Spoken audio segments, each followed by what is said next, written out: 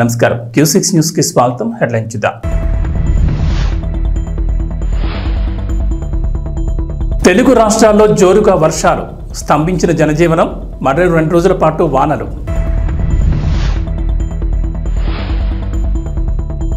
వాయుగుండం ప్రభావంతో రాష్ట్రంలో కొనసాగుతున్న వర్షాలు. బెంజ్ సర్కిల్లో అత్యధికంగా 161 సెంటీమీటర్ల వర్షపాతం నమోదు. మంగళగిరిలో 29 సెంటీమీటర్ల వర్షపాతంతో 30 ఏళ్ల రికార్డు గల్లంతో.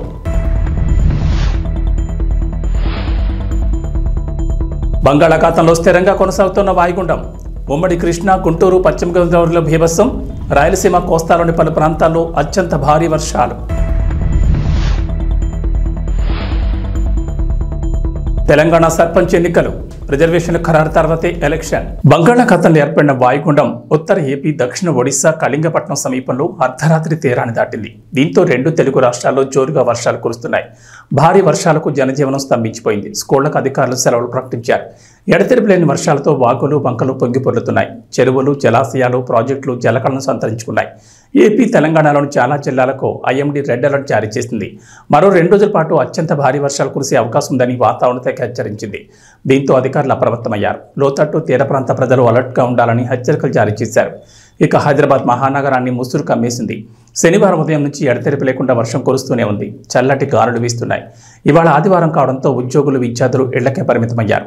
భారీ వర్షాలతో తెలంగాణలో రికార్డు స్థాయిలో వర్షపాతం నమోదవుతోంది. గత 24 గంటల్లో అత్యధికంగా ఖమ్మం జిల్లా కాకర్వల్లో 52.9 సెంటీమీటర్ల వర్షం కురిసింది.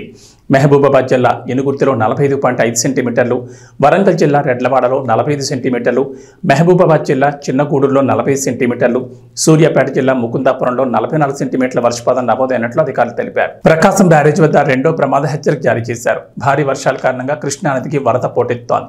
జూరాల, శ్రీశైలం, నాగార్జున సాగర్ ప్రాజెక్టుల గేట్లు ఎత్తడంతో అధికారులు ప్రకాశం బ్యారేజ్ వద్ద 2వ ప్రమాద హెచ్చరికను జారీ చేశారు. పైనుంచి వస్తున్న 5,67,360 క్యూసెక్కుల నీటిని సముద్రంలోకి విడుదల చేస్తున్నారు. నదీ పరివాహక లోతట్టు ప్రాంతాల ప్రజలు అప్రమత్తంగా ఉండాలని అధికారులు హెచ్చరించారు. బంగాళాఖాతంలో ఏర్పడిన అల్పపీడనం బలపడి వాయుగుండంగా మారడంతో రాష్ట్ర వ్యాప్తంగా విస్తారంగా వర్షాలు కురుస్తున్నాయి. గత 2 రోజులుగా ఎడతెరిపి లేని వర్షాలకు విజయవాడ నగరం అతలాకుతలమైంది. లోతట్టు ప్రాంతాలన్నీ నీట మునిగిపోయాయి. రోడ్లన్నీ జలమయం కావడంతో జనం తీవ్ర అవస్థలు పడ్డారు. 24 గంటల వ్యవధిలో ఏకంగా 29 సెంటీమీటర్ల వర్షంతో వరుణుడు కుంభవృష్టి కురిపించాడు. దీంతో 30 ఏళ్ల కిందటి రికార్డు బద్దలైంది.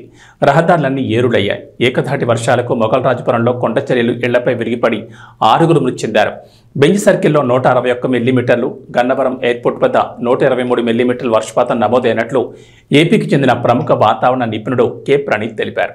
ఈ స్థాయిలో ఆగస్టులో వర్షం కురవడం 200 ఏళ్ల తర్వాత ఇదే మొదటిసారని అన్నారు.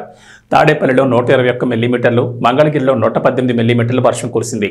సరిగ్గా 25 ఏళ్ల కిందట 1999లో ఈ స్థాయిలో వరద నీరు, వర్షపు నీరు నగరంలోకి చేరి ప్రజలు అనేక ఇబ్బందులు పడ్డారు. అప్పట్లో కృష్ణానది వెంట కరకట్టలు తెగిపోయేలా ప్రమాదకరమైన పరిస్థితులు నెలకొన్నాయి. పశ్చిమ మధ్య బంగాళాఖాతంలో ఏర్పడిన అల్పపీడనం శనివారం బలపడి వాయుగుండంగా మారి స్థిరంగా కొనసాగుతోంది. ప్రస్తుతం విశాఖపట్నానికి ఈశాన్యంగా 80 కిలోమీటర్లు, కళింగపట్నానికి నైరుతిగా 40 కిలోమీటర్లు, ఒడిశాలోని గోపాల్పూర్కి నైరుతిగా 160 కిలోమీటర్ల దూరంలో కేంద్రీకృతమై ఉన్నట్లు భారత వాతావరణ విభాగం వెల్లడించింది.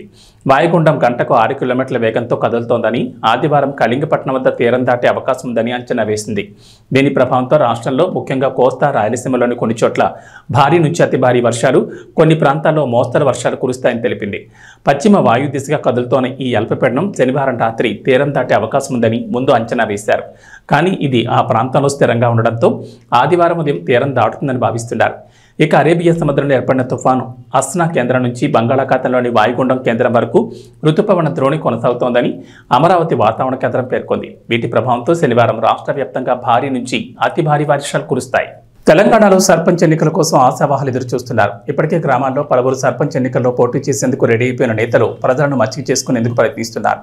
మంచి చెడులకు హాజరై ప్రతి సందర్భాన్ని వాడుకుంటూ ఓటర్లను ప్రసన్నం చేసుకునేందుకు విశ్వ ప్రయత్నాలు చేస్తున్నారు. ఈ ఏడాది ఫిబ్రవరిలో సర్పంచుల పదవీకాలం పూర్తయింది. ప్రస్తుతం గ్రామ పంచాయతీల్లో ప్రత్యేక అధికారుల పాలన సాగిస్తున్నారు. ఈ నేపథ్యంలో పంచాయతీ ఎన్నికలపై నిర్వహణపై తెలంగాణ ఎన్నికల కమిషనర్ పార్థసారథి కీలక ప్రకటన జారీ చేశారు. రాష్ట్ర ప్రభుత్వం రిజర్వేషన్లు ఖరారు చేసిన తర్వాత పంచాయతీ ఎన్నికల నోటిఫికేషన్ వస్తుందని చెప్పారు. శనివారం పలు రాజకీయ పార్టీల ప్రతినిధులతో ఎస్ఈసీ సమావేశమయ్యారు. నోటిఫికేషన్ వచ్చే వరకు ఓటర్ల నమోదు కొనసాగుతుందని చెప్పారు. ఈ నెల 6న ముసాయిదా జాబితా రిలీజ్ చేస్తామని తెలిపారు. మొత్తం 3 దశల్లో బ్యాలెట్ విధానంలో ఎన్నికలు నిర్వహించనున్నట్లు వెల్లడించారు. అసెంబ్లీ ఎన్నికల జాబితాలో ఆధారంగా వార్డులు గ్రామ పంచాయతీల వారీగా ఓటర్ల జాబితాను ప్రస్తుతం రూపొందిస్తున్నట్లు వెల్లడించారు.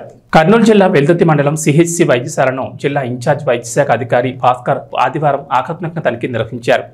ఈ సందర్భంగా వైద్యశాలలో ఉన్న పేషెంట్తో వివరాలు అడిగి తెలుసుకున్నారు. ఈ సందర్భంగా ఆయన మాట్లాడుతూ వర్షాభావ పరిస్థితుల వల్ల ప్రతి ఒక్కరూ దోమల నివారణకు పాటుపడాలన్నారు.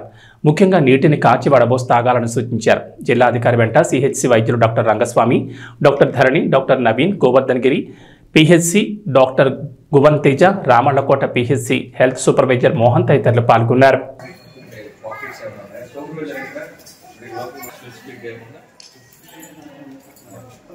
వర్షాకాలం ఉంది. వర్షాకాలంలో ఇప్పుడు తుఫాను వల్ల ఎక్కువ వర్షాలు పడుతున్నాయి. ఈ వర్షాలకి మనం ముఖ్యమైన జాగ్రత్తలు కొన్ని అయితే ఖచ్చితంగా తీసుకోవాలి. అందులో నంబర్ 1 వచ్చేసి వాటర్ బాయిల్ చేసుకొని చల్లార్చుకొని తాగాలి. ఫస్ట్ వాటర్ బార్న్ డిసీజెస్ రాకుండా మనం చేసుకోవాలంటే మనం ఇంట్లో చేసుకున్న పనులు, మనం చేసుకోగల పనులు ఫస్ట్ మనం కొన్ని అయితే ఖచ్చితంగా చేయాలి. ఈ అవేర్నెస్ చాలా ముఖ్యం. మనము తాగే నీరు పరిశుభ్రంగా ఉండాలి. మనకు వర్షాకాలంలో ఎక్కడైనా కంటామినేషన్ జరగచ్చు. ఇంట్లో మనం చేసుకోగలిగిన ఫస్ట్ పని ఏంటంటే వాటర్ మరగబెట్టుకొని చల్లార్చుకొని తాగితే దానివల్ల ఏ ఇన్ఫెక్షన్స్, మరగబెట్టిన వాటిల్లో ఏ బ్యాక్టీరియా కానీ వైరస్ కానీ ఉండకుండా చనిపోతాయి. సో అవి చల్లార్చుకొని తాగాలి. ఫస్ట్ కాచి చల్లార్చుకున్న నీళ్లు తాగడం వల్ల వాటర్ బార్న్ ఇన్ఫెక్షన్స్ ను మనం దరిచేరకుండా చేసుకోవచ్చు. సెకండ్ థింగ్ ఏమంటే వర్షాకాలం కాబట్టి వాటర్ క్లాగింగ్ ఉంటుంది. మన ఇంటి చుట్టుపక్కల, మన ఇంట్లో కూడా కొన్ని చోట్ల పాత టైర్లు కానీ, కొబ్బరి చిప్పలు కానీ ఇట్లాంటివి ఎక్కడైనా గిన్నెలు కూడా అట్లే వర్షానికి అట్లే పెట్టేసి ఉంటారు. నెక్స్ట్ మన ఇంటి ముందర చిన్న చిన్న వాటర్ క్లాగింగ్ ఉంటాయి. మనం ఏదైనా చిన్నగా అడ్డం తీస్తే చాలు మొత్తం వాటర్ వెళ్ళిపోతాయి. అట్లాంటివన్నీ కూడా మన చేతుల్లో ఉండేటివి వాటర్ క్లాగింగ్, వాటర్ స్టాగ్నేషన్ కాకుండా అవి ఫస్ట్ మనం చేసుకోవాలి. అవి 2 రోజులు, 1 రోజు 2 రోజులు మించి ఉంటే దోమలు వ్యాప్తి చెందే అవకాశం ఉంది. దోమలు వచ్చి వాటిల్లో గుడ్లు పెడతాయి. తద్వారా దోమలు వ్యాప్తి చెంది మలేరియా కానీ, డెంగ్యూ కానీ, చికెన్ గున్యా కానీ వ్యాపించే ప్రమాదం ఉంది. సింపుల్ స్టెప్స్ అధికారులు వస్తారు, అధికారులు చేస్తారు. ఇంతలోపు మన చేతుల్లో ఉన్న పనులు మనం చేసుకోవాలి. ఈ అవేర్నెస్ చాలా ముఖ్యం. మన ఫస్ట్ మన చేతుల్లో ఉండే పని మనం చేసుకుంటే ఎవరో వస్తారు వాళ్ళు చేస్తారు అన్న దానికన్నా మనమే స్టార్టింగ్ ఇనిషియేటివ్ మనమే తీసుకుందాం. సో ఈ వాటర్ ఇంట్లో ఉన్న గిన్నెల్లో ఉండే వాటర్లు బోలి చేసి పడేయడము, టైర్లలో ఇప్పుడు ఖచ్చితంగా వర్షం పడుతుంది కాబట్టి ఈ టైర్లు ఎక్కడన్నా ఇంట్లో లోపల పెట్టున్నా, వెనకల వసారాలు పెట్టున్నా వాటిల్లో నీళ్లు చేరుతాయి. ఆ నీళ్లు వంపేస్తే ఫ్యూచర్ ఖచ్చితంగా మీరు చూడండి, మీ ఇళ్లలో ఎక్కడైనా టైర్లు ఉంటే ఖచ్చితంగా వాటిల్లో నీళ్లు చేరుంటాయి. దాంట్లో దోమలు ఉంటాయి. ఆ పురుగులన్నీ కూడా కనపడేటివి దోమలు ఉంటాయి. అవన్నీ తీసేస్తే ఖచ్చితంగా మీ ఇంటికే కాకుండా మీ కమ్యూనిటీ, మీ సమాజానికి కూడా మీరు మంచి చేసిన వాళ్ళు అవుతారు. అవన్నీ తీసేసేయండి. ఇవి 2 చాలా ముఖ్యమైన పని. ఇప్పుడు ఇంకా వర్షాలు పడుతున్నాయి కాబట్టి మా హెల్త్ స్టాఫ్ వస్తారు, హౌస్ టు హౌస్ సర్వే చేస్తారు, ఫీవర్ సర్వే చేస్తారు. నెక్స్ట్ మీ ఇళ్లలో ఎవరికైనా వాంతులు, భేదులు, విరోచనాలు ఉన్నాయా చేస్తారు. ఇంకా వైరల్ ఫీవర్స్ ఎక్కువ ప్రబలుతాయి. ఇప్పుడు వైరల్ ఫీవర్స్ ముఖ్యంగా శ్వాసకోశ వ్యాధులు వస్తాయి. అప్పర్ రెస్పిరేటరీ ట్రాక్ట్ ఇన్ఫెక్షన్స్ అంటాము. ఇవి జలుబు, దగ్గు, ఫీవరు, తలనొప్పి ఇవి ముఖ్యంగా ఉంటాయి. వీటి వల్ల sinusitis, lower respiratory tract infections, pneumonia ఇవన్నీ కూడా ఫ్యూచర్ కాంప్లికేషన్స్ ఉంటాయి. ఇవన్నీ రాకుండా ఉండడానికి ముఖ్యంగా మనం జాగ్రత్తలు ఏం తీసుకోవాలంటే వేడి నీళ్ళు ఆవిరి పట్టుకుంటే జలుబు నుంచి కొంచెం ఉపశమనం కలుగుతుంది. వెంటనే డాక్టర్ దగ్గరికి పోతే మీకు తగు ట్రీట్మెంట్ ఇస్తారు. అది ఒకటి. Next thing dos and do nots అనేసి మనము ఏమైతే చేయాలి, ఏమైతే చేయకూడదు అని చెప్పేసి మా హెల్త్ సిబ్బంది మీకు క్లియర్ కట్గా అవేర్నెస్ ఇస్తారు. ఎక్కడెక్కడైతే మీరు ఫర్ ఎగ్జాంపుల్ ఇప్పుడు మనం మాట్లాడుకునేటివన్నీ ఏం చేయాలి, ఏం చేయకూడదు అనేటివి కూడా మీకు చెప్తారు. వాటిని అదేవిధంగా మనము మీకే కాకుండా మన సమాజంలో అందరికీ కూడా ఈ అవేర్నెస్ వ్యాప్తి చేసేదిగా చూసుకోండి. Thank you. మణిపూర్ రాష్ట్రంలో అత్యధిక జనాభాగా ఉన్న కూకీలు నివసిస్తున్న ప్రాంతాన్ని కేంద్రపాలిత ప్రాంతంగా ప్రకటించి పూర్తి రక్షణ కల్పించాలని Kuki students organisation Hyderabad demand చేసింది.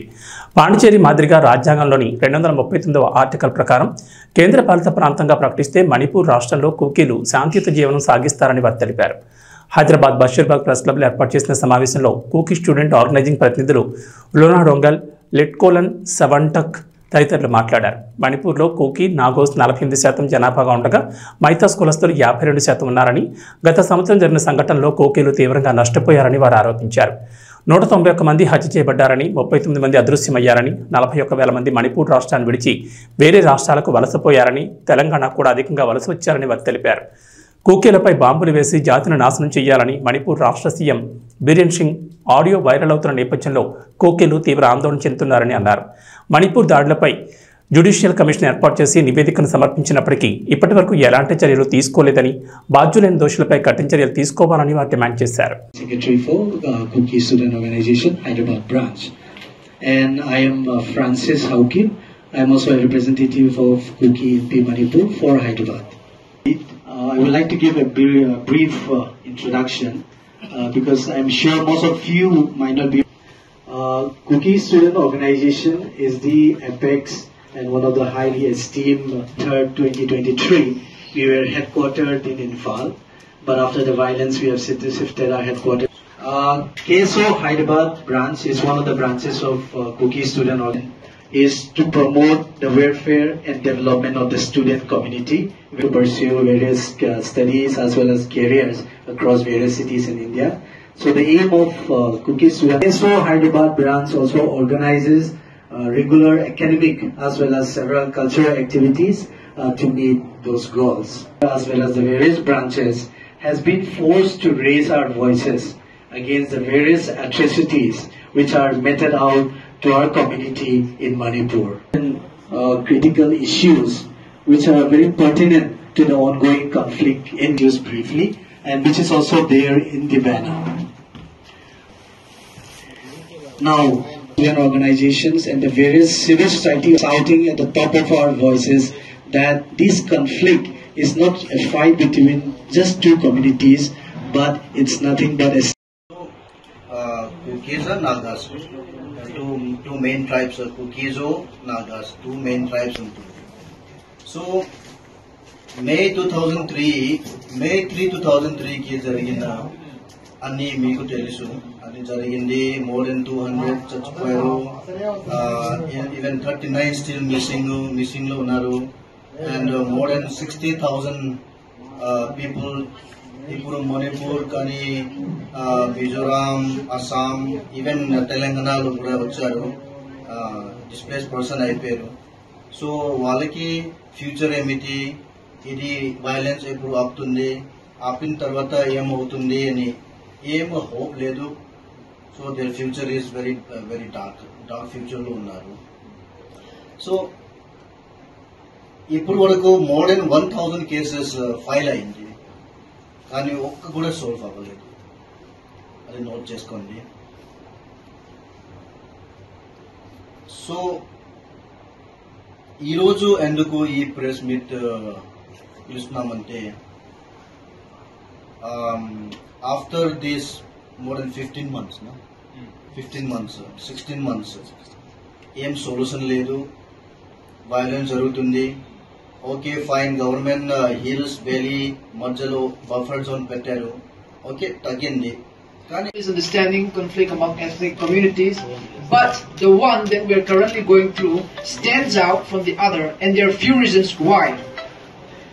Firstly, in terms of the duration, this conflict has been going on for more than 1.5 years, almost 1.5 years, and there's a total separation in terms of geography, in terms of ethnicity, and the degree of violence, the destruction it caused, and the scale of violence is incomparable. And this happened while we have stable state government led by the BJP, and also a stable central government led by the BJP. So we need deeper investigation and reflection into this ethnic conflict. And since the start of this ethnic conflict, two communities, the Métis and the Kuki-Jo, they have been blaming each other as to who started the violence, as to who sustained the violence. They keep blaming each other, but then there are some who point credibly to the invisible hand of the state led by the BJP as the cause of this violence. And as we know, while we are blaming each other, we received the leaked audio tape of Chief Minister Birain Singh circulated by the wire, which provide a shocking revelation to the genesis of the conflict, the nature of the conflict, and the forces that sustained it. And this audio leak is a 48-minute recording. It was done in person at a meeting with the Chief Minister in his official residence. The sources claiming anonymity for safety reason. YCP అధినేత మాజీ CM YS Jaganmohan Reddy Kadapa జిల్లాలో పర్యటిస్తున్నారు. బెంగళూరు నుంచి శనివారం ఉదయం కడప ఎయిర్పోర్టుకు చేరుకున్న జగన్ను చూసేందుకు జనం ఎగబడ్డారు. వైసీపీ నేతలు ఎయిర్పోర్ట్లోనే ఘనస్వాగతం పలికారు. మొదట తన పర్యటనలో భాగంగా పెండ్లిమర్రి మండలంలోని మాచనూరు గ్రామానికి చేరుకున్న వైఎస్ జగన్ ఇటీవల మృతి చెందిన వైసీపీ మండల కన్వీనర్ మాచనూరు చంద్రారెడ్డి కుటుంబాన్ని పరామర్శించారు. చంద్రారెడ్డి చిత్రపటానికి పూలమాలలు వేసి నివాళులర్పించిన జగన్ వారి కుటుంబ సభ్యులను ఓదార్చారు. ఈ సందర్భంగా దారి పొడవునా జగన్కు జనం నీరాజనాలు పట్టారు. జగన్పై ఆయన కాన్వాయ్పై పూలవర్షం కురిపించారు. ఈ పర్యటనలో పలు కార్యక్రమాల్లో పాల్గొనున్న వైఎస్ జగన్ ఇవాళ రేపు క్యాంప్ ఆఫీసులో ప్రజలకు పార్టీ నేతలకు అందుబాటులో ఉండనున్నట్లు పార్టీ వర్గాలు వెల్లడించాయి. Ram Charan game changer cinema మీద ఒకప్పుడు భారీ అంచనాలుండేవి. శంకర్ దర్శకత్వంలో సినిమాని గొప్పగా చెప్పుకునేవారు. కానీ శంకర్ తీసిన ఇండియన్ 2 చూశాక గేమ్ చేంజర్ మీద అందరికీ అనుమానాలు ఏర్పడ్డాయి. పైగా గేమ్ చేంజర్ సినిమాను మధ్యలో వేరే దర్శకులు డైరెక్షన్ చేశారు. ఆ మధ్య శైలేష్ కొలను ఫిల్లర్లను షూట్ చేశానని అన్నాడు. ఇక ఇప్పుడు ఎస్జే సూర్య నేతృత్వంలో షూటింగ్ జరుగుతోందని తెలుస్తోంది. ఇలా గేమ్ చేంజర్ను శంకర్ లైట్ తీసుకున్నట్లుగా కనిపిస్తోంది. శనివారం సరిపోదా శనివారం థ్యాంక్స్ మీట్ జరిగింది. ఈ ఈవెంట్కు ఎస్జే సూర్య రాలేదు. సరిపోదా శనివారం అన్ని ఈవెంట్లలో సూర్య కనిపించాడు. కానీ సినిమా రిలీజ్ తర్వాత తన పాత్రకు ఇంత మంచి ప్రశంసలు దక్కించుకున్నాక ఈవెంట్కి ఎందుకు రాలేదా అని అంతా అనుకున్నారు. షూటింగ్ ఉండడం వల్ల రాలేకపోయాను, క్షమించనంటూ ఎస్జే సూర్య ట్వీట్ వేశాడు. ఆ షూట్ గేమ్ చేంజర్ అని తర్వాత అర్థమైంది. ఈ గేమ్ చేంజర్ షూట్ పూర్తయిందని అప్పట్లో టాక్ వినిపించింది. రామ్ చరణ్ తన పార్ట్ కంప్లీట్ చేసేశాడు. ఇక కొంతమేర షూటింగ్ ఉందని ఇతర ఆర్టిస్టుల మీద షూట్ చేస్తారని అన్నారు. ఆ షూట్ కూడా అయిపోయింది. కానీ మళ్ళీ కాస్త రీషూట్ చేయాల్సిన సీన్లు ఉన్నాయట. దీంతో ఎస్జే సూర్య ఆ పనిని పూర్తి చేస్తున్నాడని తెలుస్తోంది. ప్రస్తుతం ఎస్జే సూర్య నేతృత్వంలో షూటింగ్ అని బయటకు రావడంతో అంతా ట్రోలింగ్ చేస్తున్నారు. ఏవీ బులెటిన్ విశేషం. నమస్కారం.